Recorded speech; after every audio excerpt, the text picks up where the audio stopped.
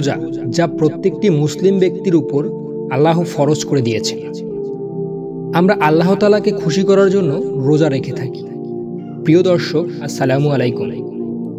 রোজা সম্পর্কে আল্লাহ তাআলা কি বলেছেন? আল্লাহ বলেন, তবে রোজা ব্যতীত তা আমার জন্যই রাখা হয় এবং আমিই তার প্রতিদান দিব। সে তার প্রবৃত্তি ও পানাহার আমার জন্যই ত্যাগ করে থাকে। রোজাদারের জন্য দুটি আনন্দ রয়েছে। একটি আনন্দ তার ইফতারের সময় এবং আরেকটি আনন্দ রয়েছে তার প্রভু আল্লাহর সাথে তার সাক্ষাতের সময়।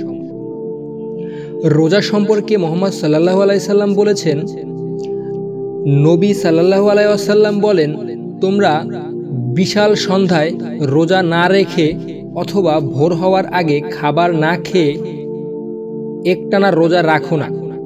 লোকেরা নবী সাল্লাল্লাহু আলাইহি ওয়াসাল্লামকে বলল, কিন্তু তুমি কি বিশাল করেছ? নবী সাল্লাল্লাহু আলাইহি ওয়াসাল্লাম বললেন, আমি তোমাদের কারো মতোই নয়, কারণ আমাকে রাতে খাবার ও পানীয় দেওয়া হয়। রমজানের গুরুত্ব কি? মুসলিম ক্যালেন্ডারের নবম মাস রমজান মুসলমানদের জন্য সবচেয়ে পবিত্র মাসগুলোর মধ্যে একটি।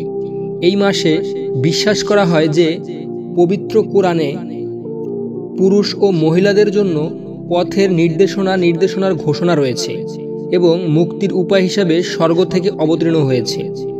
রোজাদারকে ইফতার করালে রোজার সমান সওয়াব। জায়েদ ইবনে খালেদ আল জুহানি রাদিয়াল্লাহু আনহু বলেন, রাসূলুল্লাহ সাল্লাল্লাহু আলাইহি সাল্লাম বলেছেন, যে ব্যক্তি রোজাদারকে ইফতার করাবে সে রোজাদারের সমান সওয়াবই পাবে এবং রোজাদারের সওয়াবও কোনো ক্ষেত্রে কম হবে না। মুহাম্মদ জহিরুল ইসলাম বলেছেন, আল্লাহ তাআলা আমাদের সবাইকে রোজা রাখার এবং নামাজ পড়ার এবং একজন ভালো মুসলমান হওয়ার তৌফিক দান করুক, আমিন। আসসালামু আলাইকুম।